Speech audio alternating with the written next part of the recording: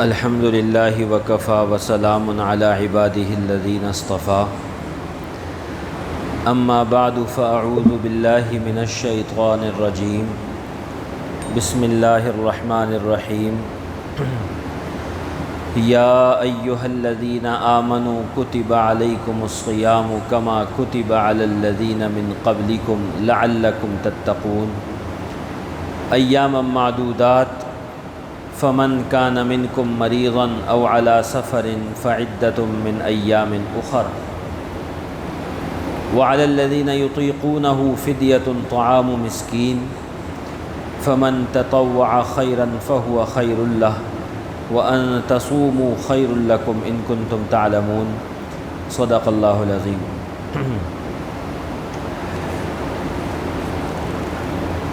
یہ سورہ بقرہ کی اور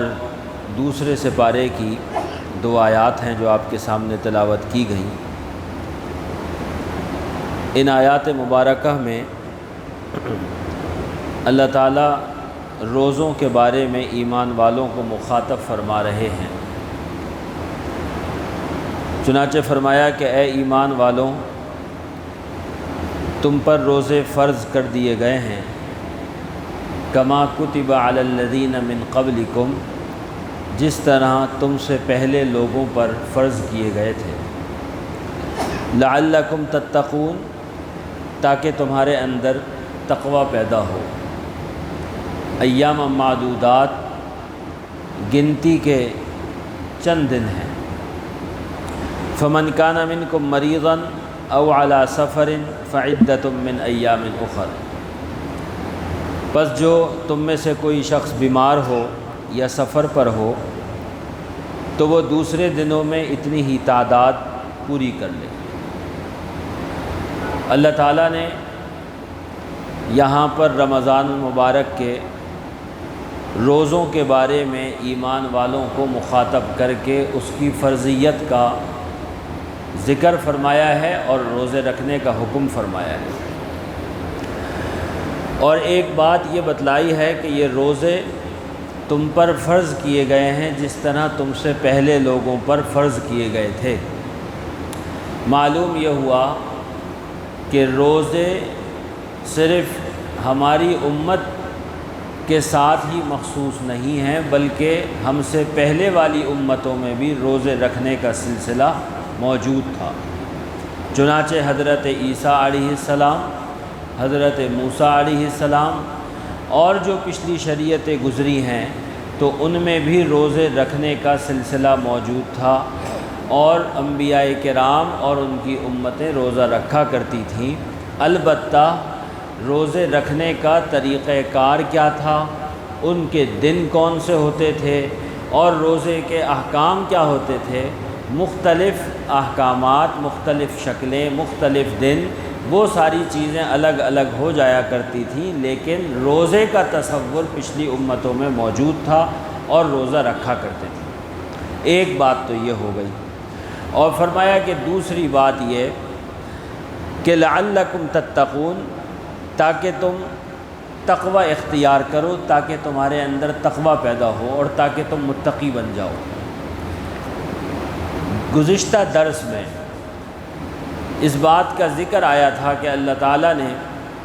قرآن کریم کے بارے میں یہ بات فرمائی کہ ھدی للمتقین، قرآن کریم تقوی والوں کے لیے، متقی لوگوں کے لیے ہدایت ہے، یعنی اس قرآن کریم کی ہدایت سے صحیح معنی میں فائدہ اٹھاتے ہیں وہ لوگ جو اپنے اندر تقوی پیدا کرتے ہیں۔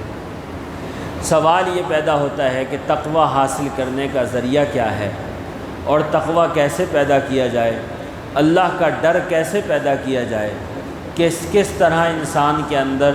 یہ بات پیدا ہو کہ میرا مالک مجھ سے جو چاہتا ہے میں وہی کروں اور جس سے مجھے روکتا ہے میں وہ نہ کروں، یہ صلاحیت اور یہ صفت کیسے پیدا ہو۔ تو فرمایا کہ اس کا ایک بہت بڑا ذریعہ اللہ تعالیٰ نے تم کو عطا فرمایا ہے، اور وہ رمضان المبارک کے روزے ہیں۔ اس رمضان المبارک کے روزوں کے ذریعے اللہ تعالیٰ ایمان والوں کو تقوی تک پہنچانا چاہتے ہیں کہ جو تقوی تم سے پورے سال میں حاصل ہونا مشکل ہوتا ہے، اور اللہ کا وہ ڈر جو تم کو پورے سال حاصل ہونا مشکل ہوتا ہے، نفس کی جو خواہشات تم کو بہکا کے لے جاتی ہیں اور تمہیں کھینچ کر لے جاتی ہیں، اس رمضان کے روزوں کی برکت سے تمہارے اندر کا نفس کمزور ہوتا ہے،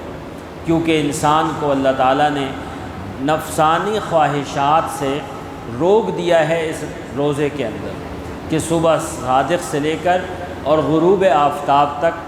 کھانے کا دل چاہے تو کھانا کچھ نہیں ہے، اور پینے کی خواہش ہو تو پینا بھی کچھ نہیں ہے،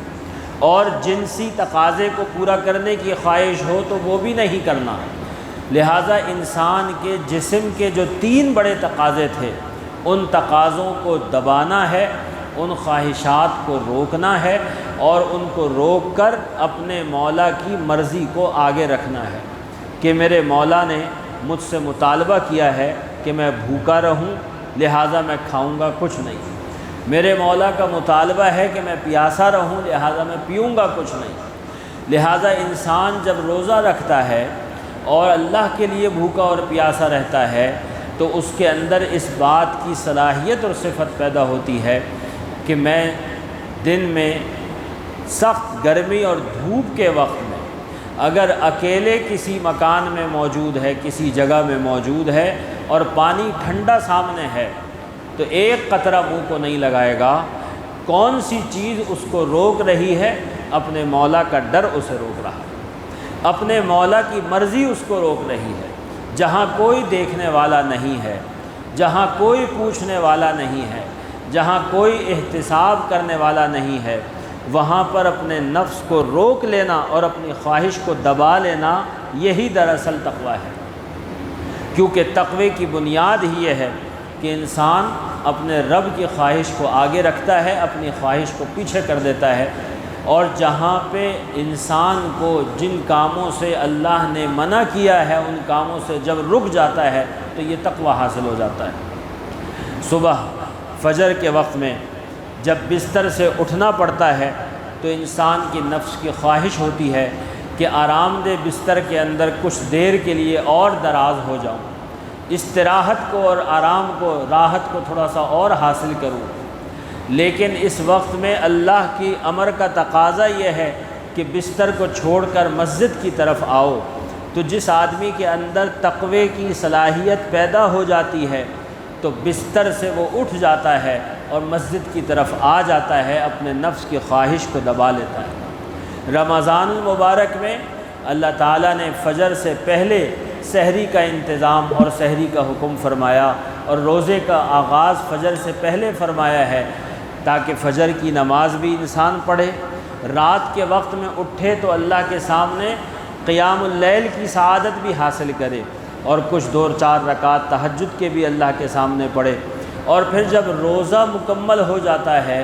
بھوک اور پیاس کے عالم کے بعد جب شام کو افطاری ہوتی ہے، اس کے بعد بھی چھٹی نہیں دی بلکہ رات کو پھر قیام کے اندر، نماز کے اندر، تراویح کے اندر اپنے سامنے کھڑا کر دیا،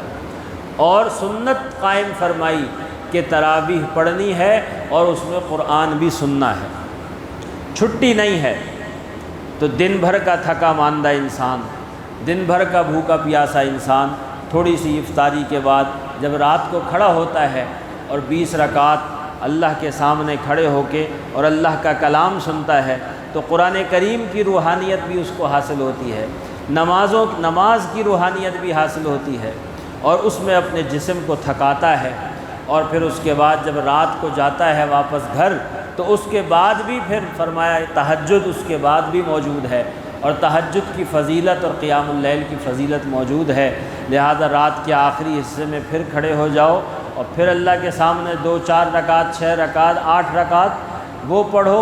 کچھ تلاوت قرآن کرو، تو گویا کہ اس طرح 24 گھنٹے اپنے رب کے سامنے بار بار حاضری دیتے رہو، بار بار حاضری دیتے رہو، بار بار اپنے نفس کے تقاضے کو دباتے رہو۔ اور پھر فضیلت کیا بیان فرمائی؟ فضیلت یہ فرمائی کہ دیکھو، من صام رمضان ایمانا واحتسابا غفر له ما تقدم من ذنبہ، جس نے رمضان کے روزے ایمان کے ساتھ اور ثواب کی نیت کے ساتھ رکھے، اس کے پچھلے سارے گناہ اللہ معاف فرما دیتے ہیں۔ ومن قام رمضان ایمانا واحتسابا، اور جس نے رمضان کی راتوں میں قیام کیا، اللہ کے سامنے کھڑا ہوا ایمان کے ساتھ اور ثواب کی نیت سے، آخرت کا اجر حاصل کرنے کے لیے، کسی کو دکھلانے کے لیے نہیں، تو فرمایا کہ غفر لہ ما تقدم من ذنبہ، اس کے بھی اللہ پچھلے سارے گناہوں کو معاف فرما دیتے ہیں۔ تو یہ رمضان کے روزوں کا اجر بھی سارے گناہوں کی معافی، اور تراویح کی سنت کو پورا کرنے کا اجر بھی سارے گناہوں کی معافی۔ تو جب انسان رمضان مبارک گزار کے اللہ کے دربار میں حاضر ہوتا ہے تو اس کو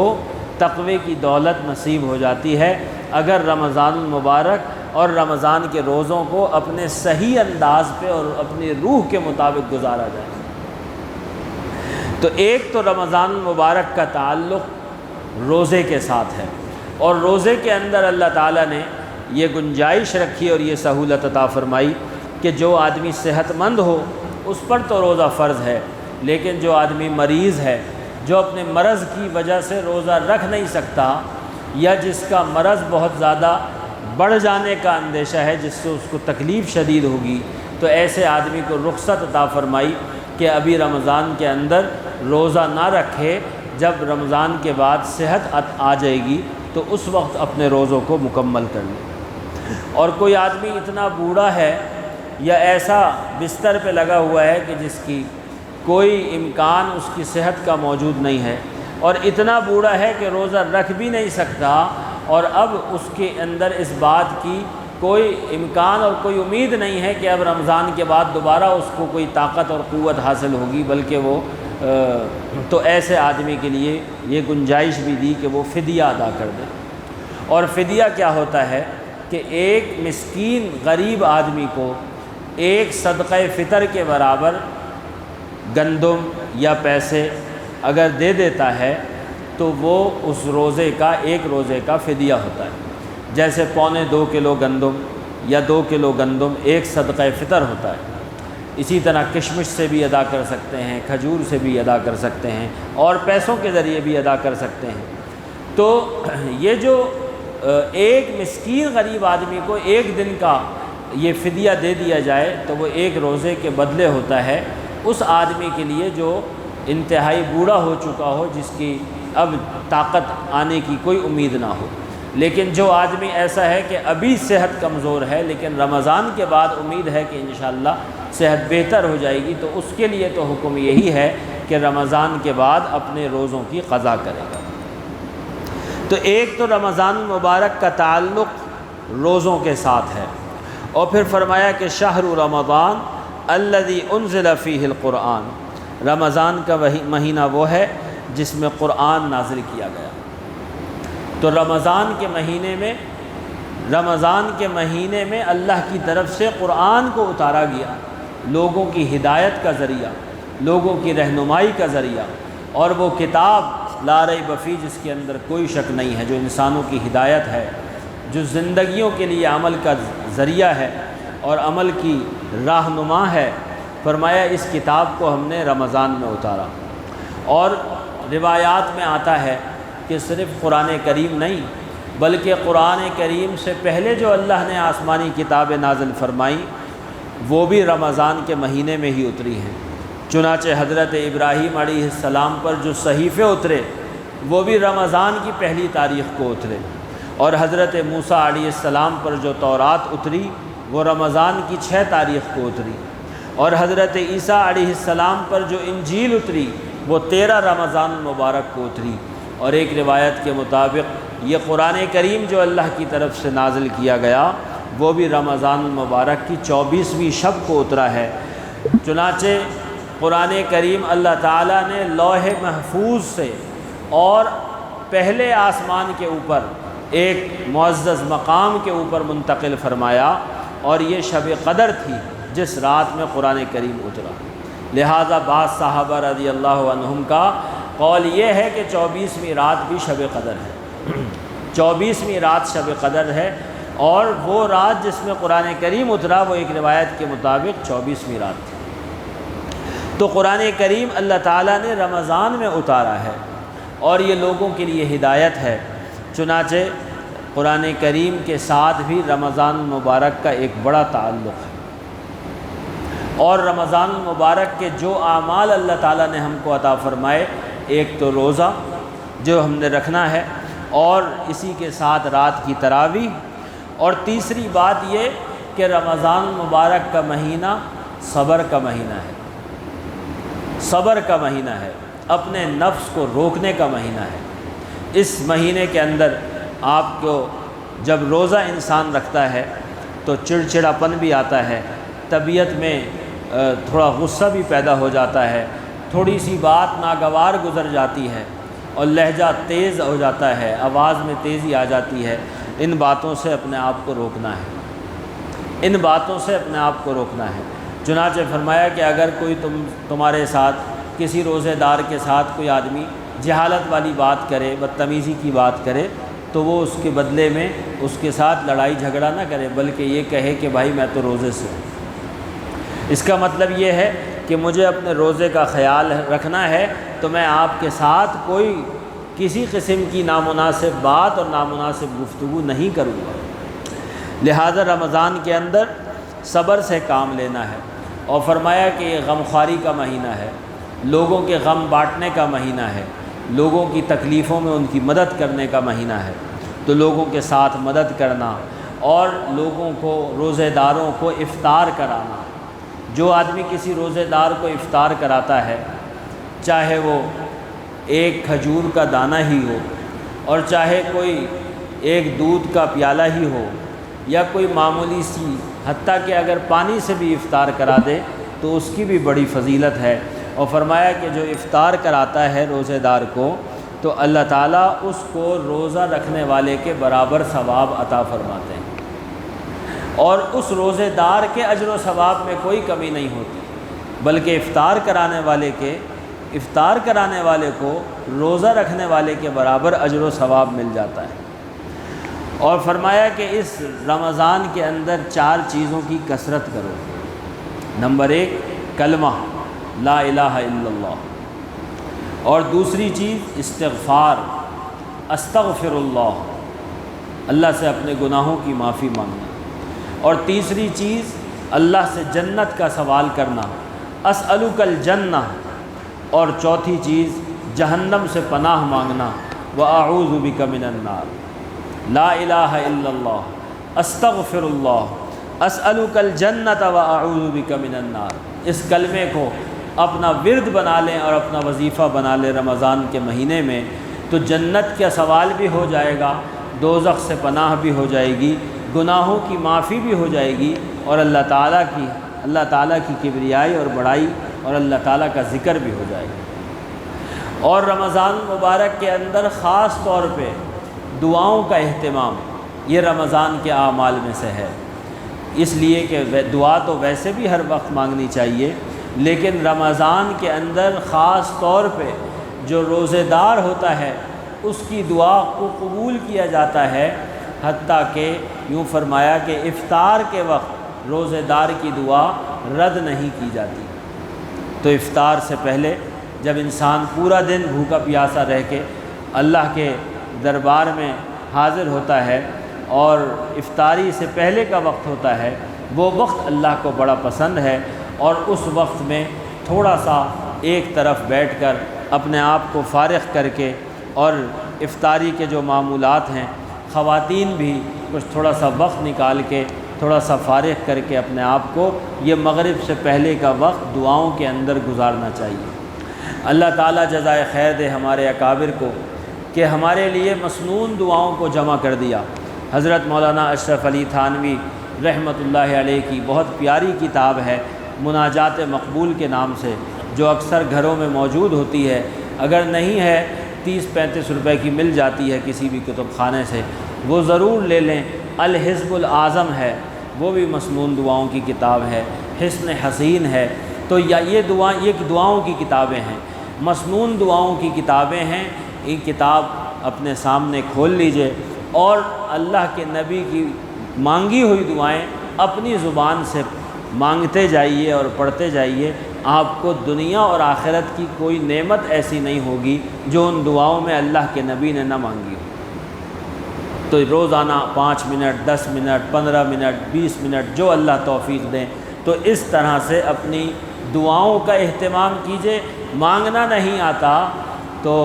پھر بھی مانگنا ہے، اور مسنون دعاؤں کو مانگتے رہیے، انشاءاللہ مانگنا بھی آ جائے گا، اور جو کچھ مانگنا ہے وہ سب کچھ مل جائے گا۔ جو اللہ کے نبی نے مانگا ہے وہ سب کچھ ہم مانگ لیں گے، اس سے بڑی فضیلت کی کیا بات ہے۔ تو مسنون دعاؤں کا اہتمام۔ اور رمضان المبارک کے اعمال میں سے ایک عمل جو اللہ تعالیٰ نے رکھا آخری عشرے کے اندر، نبی پاک علیہ الصلاۃ والسلام کی سنت، وہ اعتکاف کا عمل ہے کہ رمضان کے آخری 10 دن یہ بہت قیمتی ہیں، اور آخری عشرے کے اندر اپنے آپ کو دنیا کے تمام کاموں سے اور مصروفیات سے فارغ کر کے انسان مسجد کے اندر ڈیرا لگا لے اور مسجد کے اندر ہی بیٹھ جائے 24 گھنٹے اللہ کی طلب میں، اس تقوی کو حاصل کرنے کے لیے جو تقوی ہم کو یہاں بتلایا گیا ہے کہ میں مزید اللہ کے قریب ہو جاؤں اور اللہ کے دربار میں 24 گھنٹے کے لیے حاضر رہوں، اس کا نام اعتکاف ہے۔ معتکفین اعتکاف کرتے ہیں۔ ابھی سے نیت کریں گے اور ابھی سے ترتیب بنائیں گے تو انشاءاللہ اعتکاف کرنا آسان ہو جائے گا۔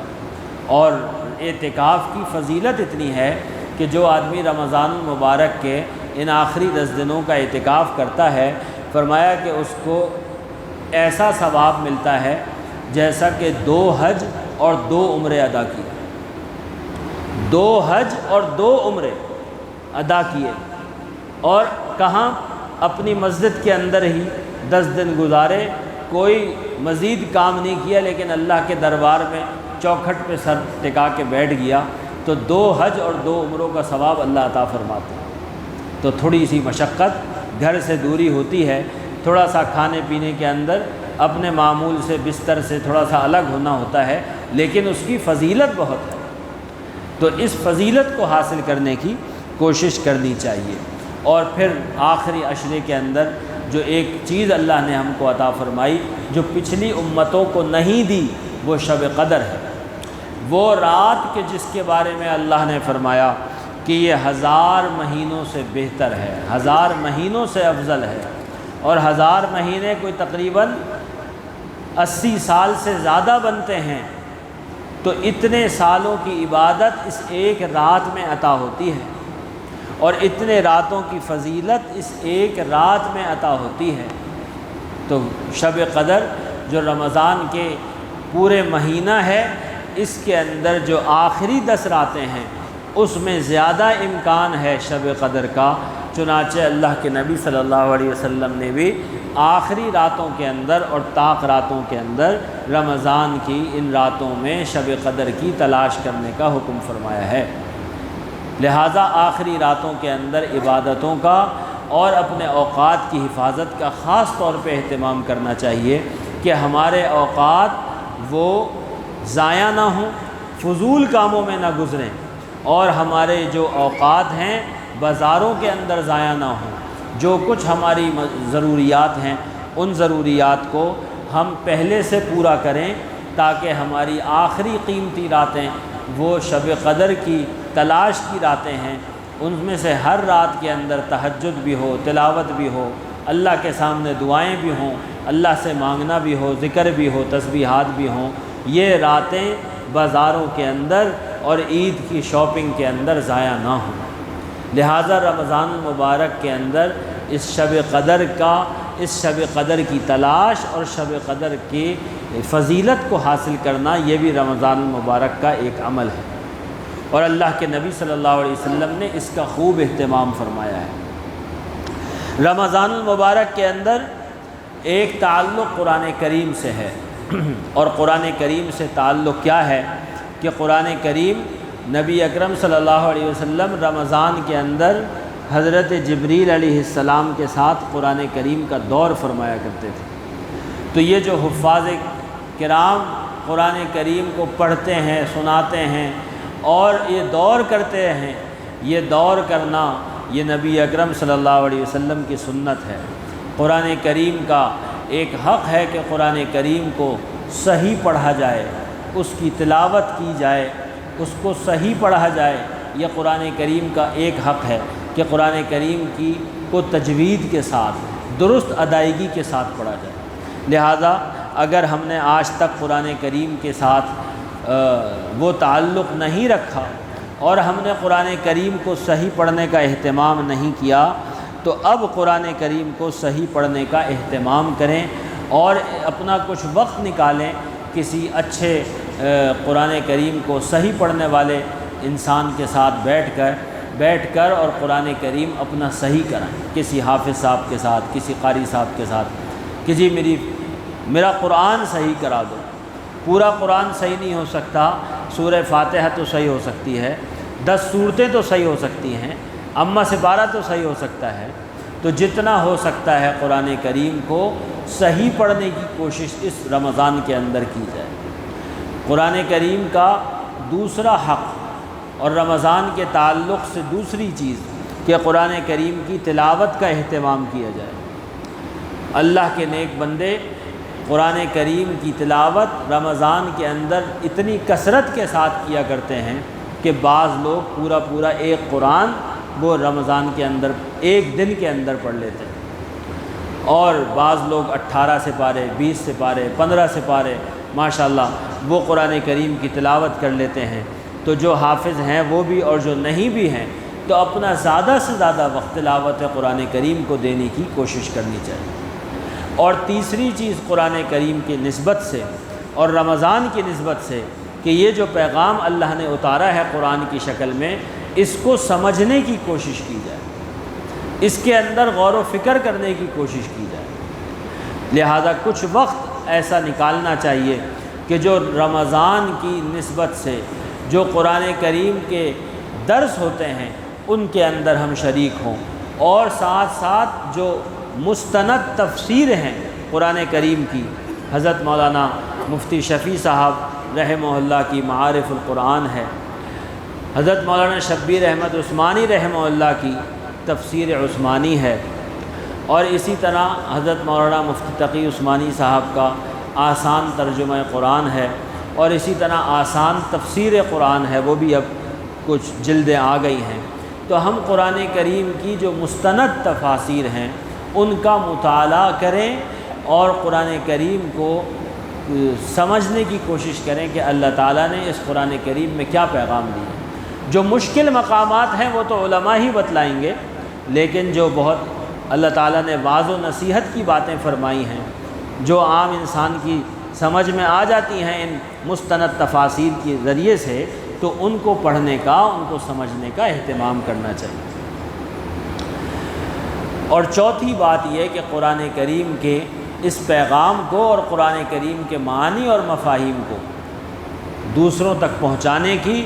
اور تبلیغ کی اور تعلیم کی اور دوسروں تک امت تک پہنچانے کی کوشش کرنی چاہیے، اور اس کے لیے اپنی سعی اور کوشش کرنی چاہیے۔ جو زبان سے کر سکتا ہے وہ زبان سے کرے،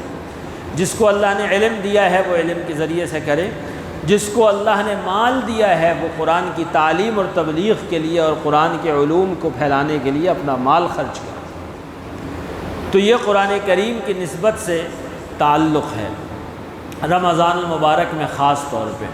تو اگر ہمارا رمضان ان سارے اعمال کو کرتے ہوئے گزرتا ہے اور روزہ ہمارا روزے کے آداب کو سامنے رکھتے ہوئے گزرتا ہے، جس میں ہماری نگاہ کی بھی حفاظت ہو کہ غلط چیز کو نہ دیکھیں، کانوں کی حفاظت ہو کہ غلط باتوں کو نہ سنیں، اور زبان کی حفاظت ہو کہ غیبت، چغلی، جھوٹ اور بری باتیں اور فضولیات اور جھوٹی قسمیں، ان ساری چیزوں سے اپنے آپ کو ہم بچائیں اور اپنے ہاتھ، پاؤں، جسم کو اللہ کی نافرمانی سے بچائیں، تو انشاءاللہ العزیز جب دن روزے میں گزرے گا، رات عبادتوں میں گزرے گی، مہینے بھر کے بعد انشاءاللہ وہ کیفیت پیدا ہوگی کہ انسان پورے سال کے لیے گویا کہ چارج ہو جائے گا اور اس کی ایمانی بیٹری چارج ہو جائے گی، پھر پورے سال اعمال کرنا آسان ہوگا۔ اور علماء نے لکھا ہے کہ جو رمضان جس کا اچھا گزر جاتا ہے تو انشاءاللہ رمضان کے بعد 11 مہینے بھی اللہ تعالیٰ اس کو اعمال کی توفیق عطا فرماتے ہیں۔ اللہ تعالیٰ ہم سب کو رمضان المبارک کی برکتیں اور رحمتیں صحیح معنوں میں عطا فرمائے۔ اللہم لک الحمد کما انت اہلہ ولک الشکر کما انت اہلہ وصلی علی محمد کما انت اہلہ۔ اے اللہ جو کچھ کہا گیا سنا گیا اس کو قبول فرما۔ اے اللہ ہم کو رمضان المبارک کی برکتیں اور رحمتیں عطا فرما، اور رمضان المبارک کے جو تقاضے ہیں اللہ وہ ہم سے پورا کرا دے، اور عافیت کے ساتھ ہم کو رمضان ہمارا گزروا دے۔ وصلی اللہ تعالی علی خیر خلقہ محمد وعلی آلہ وصحبہ اجمعین، آمین برحمتک یا ارحم الراحمین۔